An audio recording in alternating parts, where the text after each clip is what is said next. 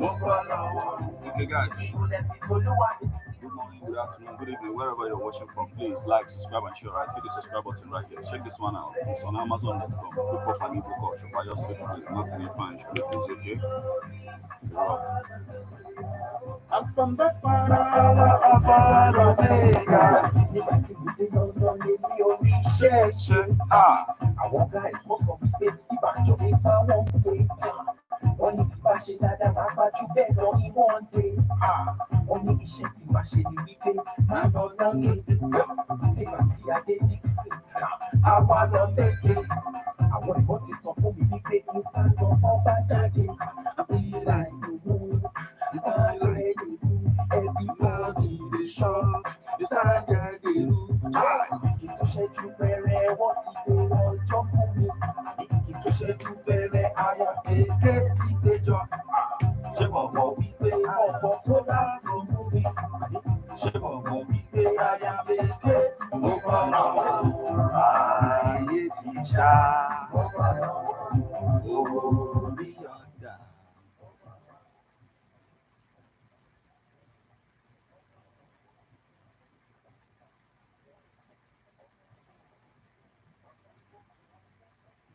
Mo bọ́ lọ́wọ́ o.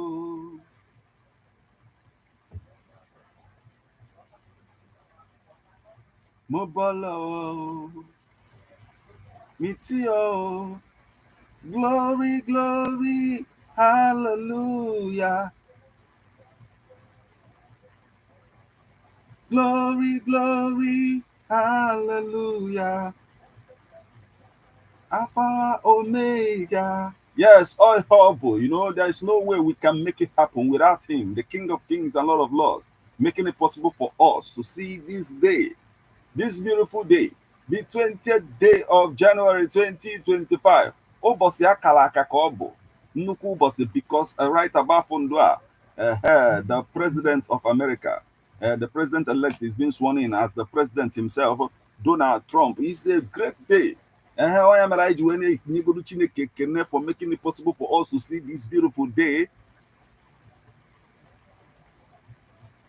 Because we have a lot to talk about. Mana anyị na-egbuchali akịta na-asị achọchọ impa yotago for making it possible. It's a beautiful day.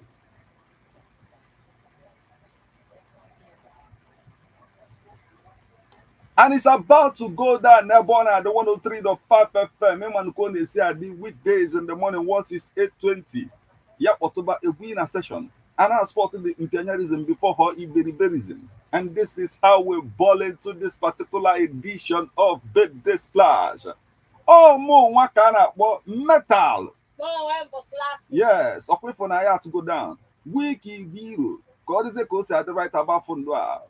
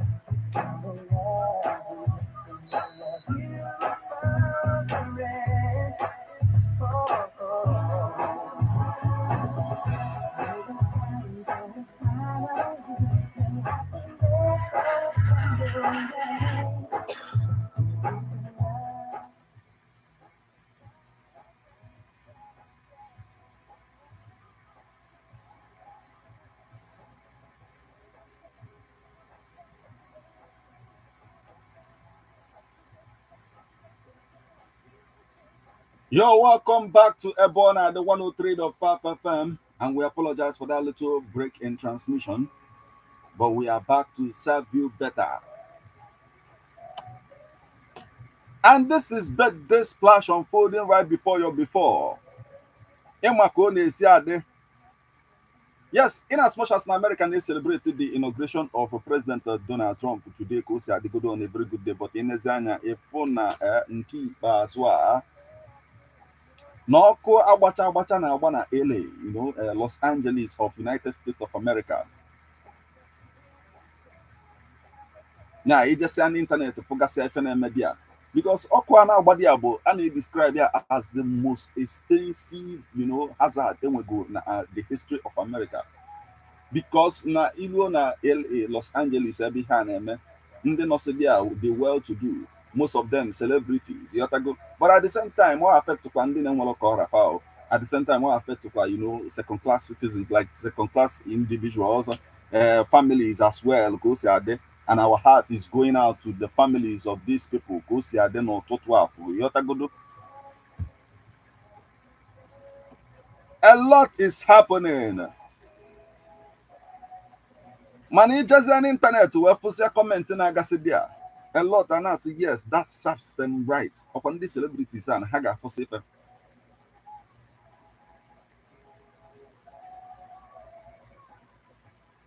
Na ibesa na comments ebe mmadụ ndị a na-edesi ife niile on a very good day. Ofu onye ebekwa dia comment ya say, this is why I hate poor people. I say na wow, bros, the na oyiya na akọwa na ife niile kwuru okwu so far na poor people.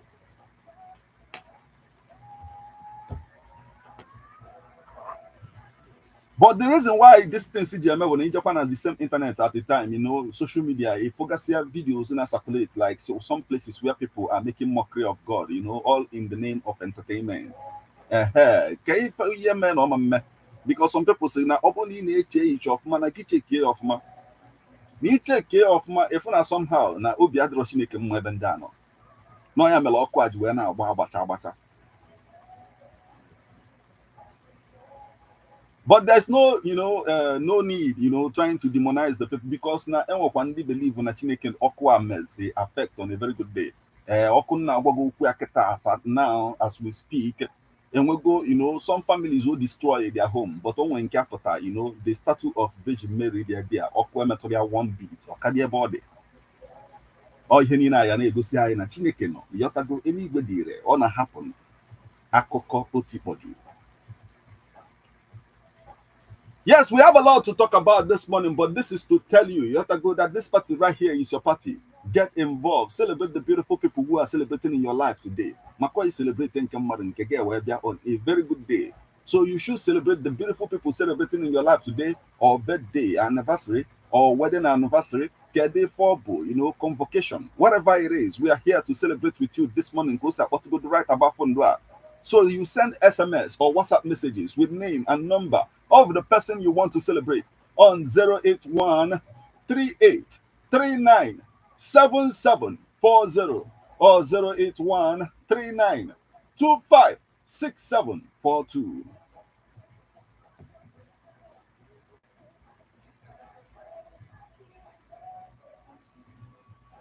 Yes, and I call na ya on a very good day. And I suspect you go never destroy some baby oil didi.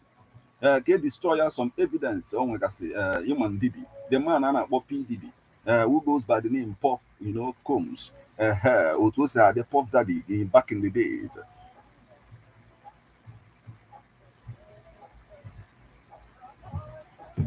At the same time, some people now so of money kuku na Chineke mama ka ọkụ a ikuku kuku onye a mee dị ọkụ onye kwụsị ike n'anya na-aga the more. A lot of countries send and they get help out. Mexico send it, Canada send it, a lot of people send it. But at the end of the day, and I call Donald Trump no somewhere and ask ndị niile send it. See the kwacho na ha gbanyụsị ọkụ na ha sikwa America wepụ ọkụ. Ọ dịgo ka esebe akụkọ otikpoju. We must celebrate the beautiful people who are celebrating this morning.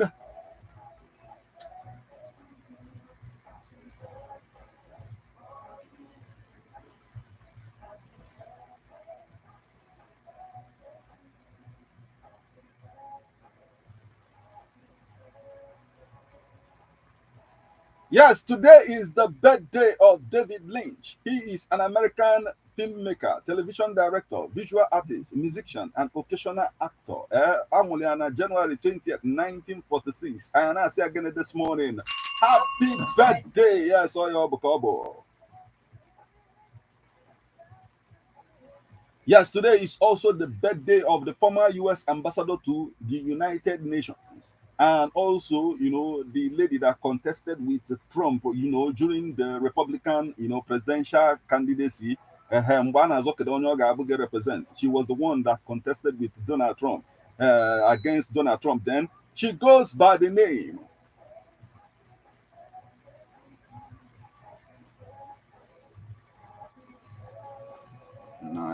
Wow.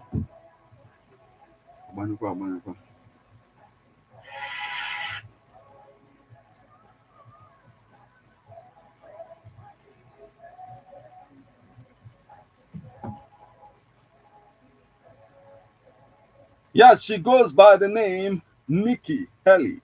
She is the former U.S. ambassador to the United Nations, born January 20th, 1972. And I say again this morning, happy birthday. Yes, Oyo Bokobo.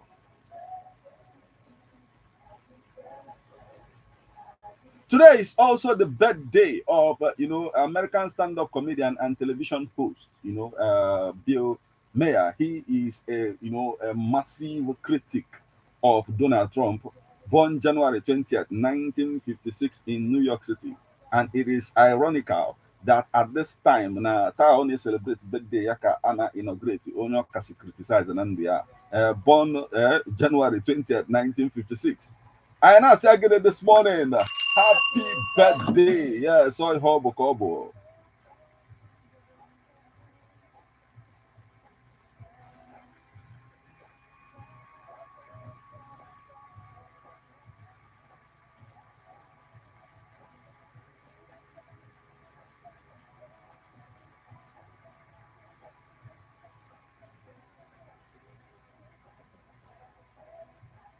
Yes, today is the birthday of Blueface, an American rapper born January 20th, 1997 in Los Angeles in Ethiopia. So this morning I now say again, happy birthday. Yes, so we'll go quick for Gabo. I have a Tabago Niger Kita folk I celebrated Deacon celebrating and this morning. Remind you that you can become part of the conversation, become part of the celebration, celebrate the beautiful people who are celebrating around you this morning. Send SMS or WhatsApp messages on 081 3839 7740 or 081 3925 6742 or 08065 796599.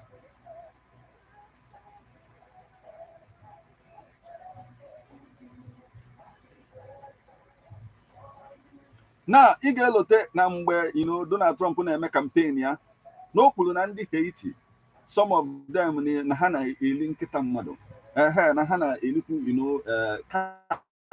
Some people ajọ fesa sepa onwe onye n'ofu ulile anything na that place ebe ya bụ ife mmekasị some sị na ha fọkwanụ mana hapụ ndị bugasị akpa ọ dịka ọkpụkpụ na-adapụtasị na ya bụ akpa.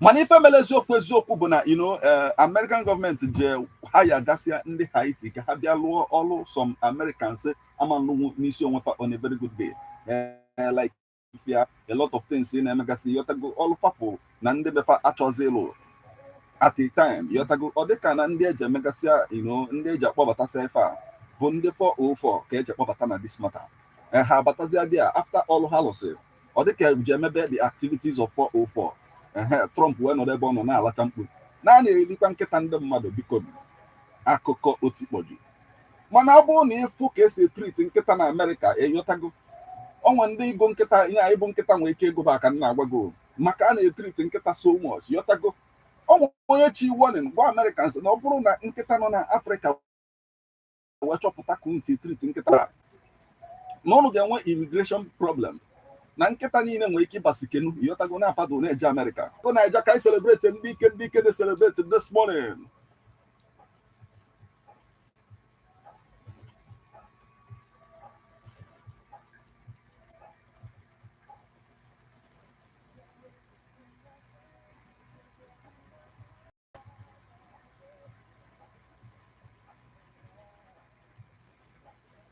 Yes, Kaibatana Jack this morning or Webolona today with the birthday of a Nigerian politician, philanthropist, and businessman. He goes by the name Daniel Kano, born January 20th, 1971 in Aba. And I say again this morning, happy birthday. Yes, oi hobo kobo.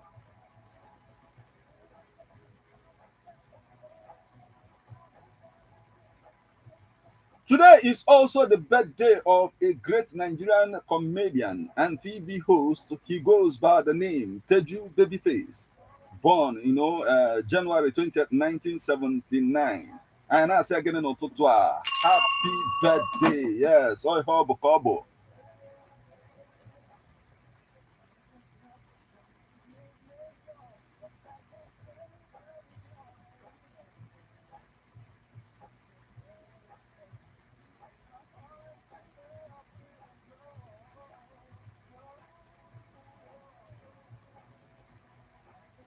Today is also the birthday of Elderson Echejila, born Nigerian footballer, born January 20th, 1988 in Benin City. And I say again, happy birthday.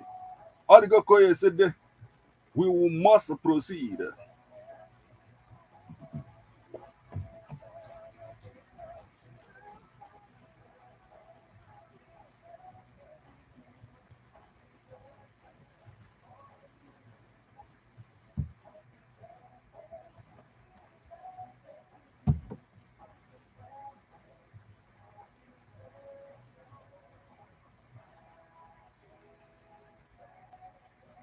Yes, in Azania on a very good day, if not even Urban America, one of the things I contend the kitab go ile TikTok. America sena ha chozia.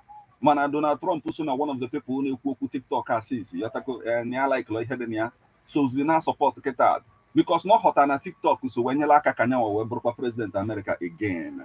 Oya meloju na support it. Na say at least America win 50% of yabu TikTok. Onya melo one boy yatago ife activities of TikTok na-eme papia wee kpọọ ya say my son come I want to TikTok you about a matter right now bịa ọkwa gị na TikTok a nwa agbalụ bịakwutezie papia wee sị na ife mee kịta bụ na ị ga-eje chọta ọlụ ọ sị na first na ịjọgodo njọ n'iru nya iru gị mebie emebi on a very good day and owu na-asapụ gị ka ife na-abụghị esi na-eme gị at the same time my brother say my son n'ihe niile na-eme bụ jee chọta ọlụ ka ị na-alụ ọlụ ka ọ bụrụ so ofu na-eme gị ka ọ bụrụ sọsọ njọ ka ịjọ by then ị nweta mma nwoke n'isi onwe gị ọ then a na-ekwuzi okwu amalụ na iso n'ife a na-eme okwu sị ya bife the boy say yes sir classic support mpịa na this advice ka anyị wee na-aga n'iru on a very good day. Yeah, a support to the advice. The boy Jolonjo at the same time we na see a papia we say just chotolo. Anyway, all the go Korean said the akoko otipoju. Right about phone we must proceed to give you what you need. Satisfaction and Kedigodumba guaranteed. Let's get ready to rumble. Akoko otipoju. Yes, we have a lot of things to talk about this morning. You have to go because a lot is happening around us.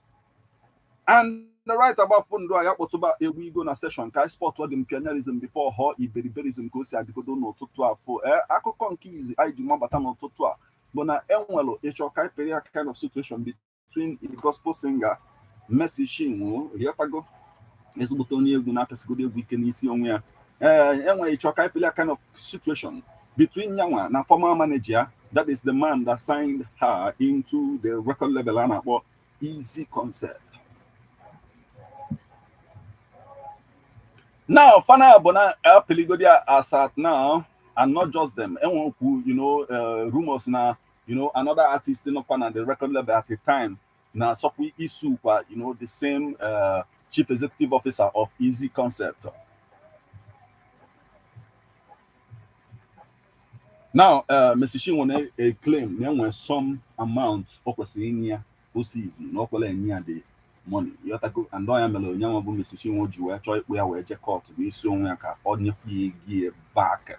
And the ongoing conflict between the renowned gospel artist Mr. Shinwo and her manager, Mr. Ezekiel Onye de Kachuku.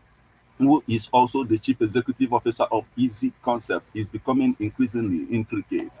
The record label head has publicly accused Mrs. Chinwo of failing to adhere to the stipulations outlined in her contract.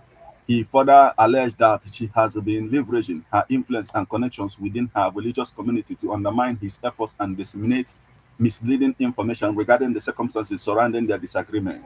Recently, it was reported that Mrs. Chinwo took legal actions.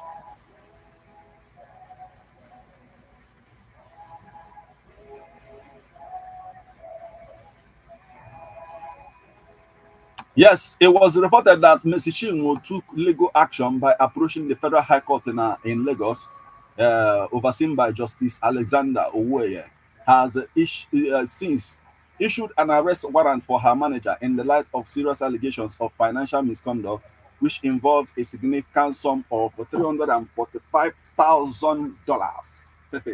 Ego ndị a generated ya from both YouTube and other social media platforms. No ebe esi wee generate gasị ego ndị a na-ekwu okwu ya na nyanwa kwesịrị inweta this particular amount. Now he shared that Messi has received $625,000 from Easy Concept thus far and expressed a desire to clarify the claims at the end of the day. Now my question is, as Christians, Bible mekaimalụ na ayama mbulu okwu dela anyị si na-eme my sister. Kehi nwere ekwu na aka iwe na-aga no still. Well, if go kwano ihe dị na because at this case ya and now also we talk we na akọwa nke ife ya megasi. Onego ya nyego Messi and ihe ebe si were generate those money and ekwu that's na only. And according to him on akọwa that now why not ka fajere that cost ka ebe aga but dịka isi wee jụọ ajụjụ anyị na-ene anya anyị anaghị eme expect na being that na ha bụ Christian n'oge sota wee dị ịghọta na drag o kwesịrị na-eset example bụ ka na ọnụgokwanụ dịka esi wee na-ekwu a na-ekwu na ọ bụrụ just n'ọnụ na ekwesịrị ga na-eme ya na omume because not by their fruit ka a ga-eji wee ma ha so ọ bụkwa na ọsọgbọ m ga-asị ha achọ otu a ga-esi wee setụ ya because agakwa na kọt ọkwa settlement kwa ka a ga ese mana why not ebe unu bido that business mee ya ọga ọfụma ihe pụtakwa na ya ka enye ọfụma ka onye ọbụla were nke ya. Anyway, I feel na ihe mere ha ji wee skip the church na-ejezi na court mana somebody dey scared na pastor ya ga-ajụ ya ego one ka ewetego na tithe this month. So iwetara ikpe $300 and something thousand ebe a ego one ka na ikwunu ga tithe na dollars ya ka ebe febefa akụkọ otikpọju. A lot is happening in case you don't know who Mercy Chinwo is. Amam onye na mama onye Mercy Chinwo bụ. But ị ga-ama the lady today bụ Chinedumo. Ịghọtago tikwalo Jesus SS Love. A lot of songs over time. Now under that same Easy Concept, that drop go a lot of things. Mana kịta ịchọka ipele kind of situation na efe nwezi. Ịbata n'ụtụtụ a itile ya ọnụ na ya bụ kuku sa unfold go right about now.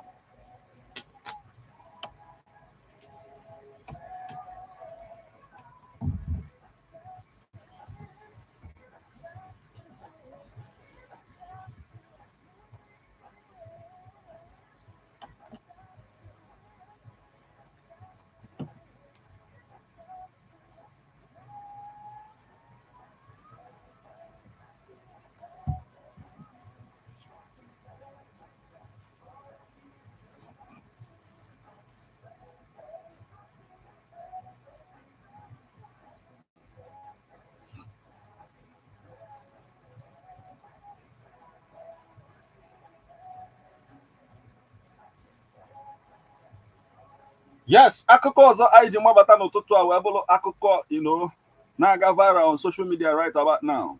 A Nigerian man ka ya na nwunye ya mapụ out ego fa eji wee mee naming ceremony maka nwa ọfụ ụfa. So mana echekikatago over time the man wee wepụta ego a eji wee mee ya bụ naming ceremony wee move wee jebe ụlọ ọgwụ wee sị dọkịta biko nenelụ m DNA na ihe a chọrọ ịma na nwa ọnyanwa mụtakwala ya spend ya bụ ego.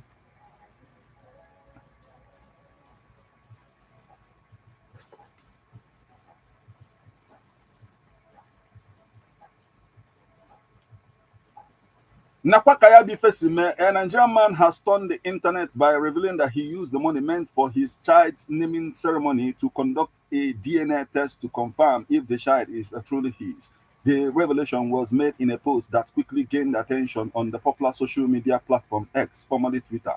In the post, he shared details of his actions and the age of his child. His statement read, "This month will mark my baby's 8th month ceremony because I used the money for DNA tests. When I saw the result, I noticed how my one was me with Banyangwe Yatago at the end of the day." Now, he went on to explain that his wife was initially hesitant to accompany him to the hospital for the test, but after making certain comments, she followed him. At first, she didn't want to answer me, but I once made allegations that the child wasn't mine. That's why she was refusing the DNA. She immediately started crying and followed me. I didn't know the thing. I'm young, any regret. Na the matter, yeah, so that naming ceremony, yeah, mama, the show if I on a very good day. Katama see them the DNA test. One little still. Also now they happy now at least now DNA test on the results because now why because now most kittens the people were like considering a DNA test. I wasn't careful because now bro go for the baby ụmụaka tụchazi ite nọ nke gị ife ịmalife na aga na ọbụla ọbụla nke ana na-akọwa kịta pụtakwa na-akọwa ihe ọ na-ekwusi ike o wetakwa foto ụmụaka ọ na-egosi yọtago na iru fadis ka iru Cubana chief priest. Now the thing na-aga viral on social media ndị mmadụ na-ekwu maka ya. Now she goes by the name Helen, the priest child, as she reignited their public dispute with new accusations. Now, this is what she says. "I am not the only woman suffering because of you. You claim children are blessings. Yet, these are also your children, abandoned in Malaysia. Now, if you think I will give up or relent, think twice. I'm prepared for a DNA test to prove my claims." Okay, if you go, we're very happy. Maka DNA test, and had a shot on a very good day. Now, in this story, kita no one yan ekuzi okwu DNA test. No obozi nwoke na ekuzi o. Maka na nwoke eburugo ụzọ dịpụ ọsọ before. You have to go a very good day. Now, ihe niile a na-agakwa on, Cubana chief priest na-akọkwa na-asị na ọ bụrụ eziokwu na ọ nwere mgbe mana anyị nwegasịrị ma pictures ya na ose wit nwatakịrị ya na-ekwu okwu ya nyanwa ka na-ekwusikwa ike yotago it wasn't me because na Chagi kụziri a lot of people a lot of things na-asịfa ejidegodu gị na-ekwu just na-ekwu it wasn't me. Ọ bụrụ na ejide gị n'aka sef nọdụ ebe ị nọ na-ekwusi ike it wasn't me. Now, Cubana chief priest denies allegation of fathering children in Malaysia. Nekosime, renowned Nigerian socialite and businessman Pascal Okechukwu, popularly known as Cubana chief priest, has publicly refuted claims that he fathered 2 children in Malaysia. The denial follows accusation made by the woman, a Kenyan woman who alleges she is his baby mama. Now, Mutumu took to Instagram claiming that chief priest abandoned the supposed children in Malaysia. In response, chief priest addressed the issue on his Instagram stories on Sunday, stating that the children in question are not his. He clarified that the children being portrayed as his actually belong to a friend. No.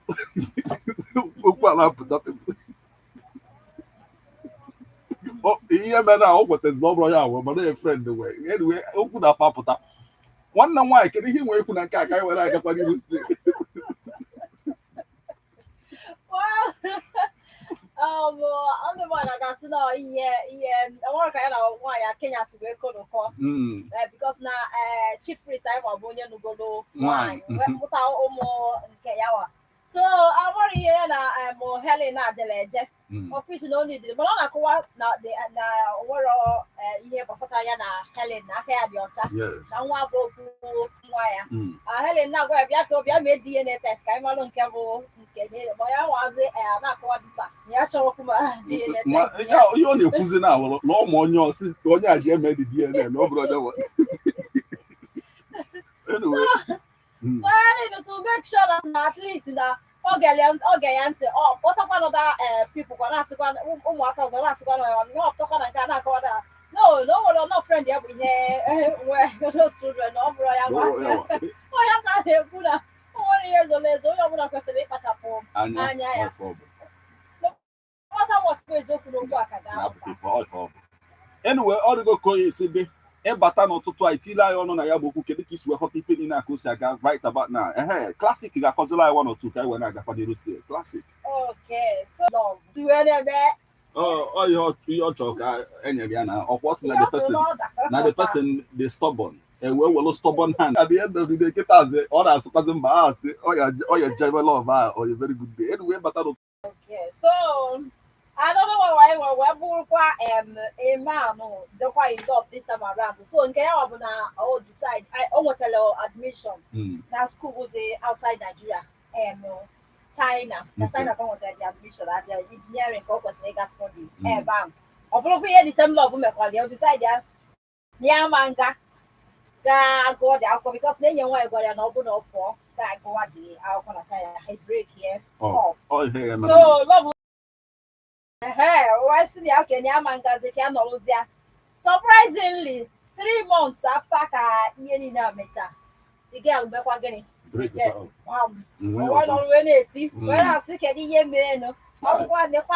opportunity now lose just like that because love. By now, Okalina, so chinchon one, yeah, all also the tail on also wanted. But I kept on well on call muscle. Ihe ọkara asụ na agba atawa nwanne ya atawago ya tago akụkọ otikpọ gị ka anyị na-agakwa n'ihu steeti. So our prayer here did I hear love you na love let me get over anya because all the love is blind. Yes. E mara ngwa no ifuka na ọ na-afụ ụzọ somehow. Oh, it's the blind, they blind. Oh, you decide ya na eche the blind. Mana ọ bụ ị na-agwa onwe gị nke bụ eziokwu. Love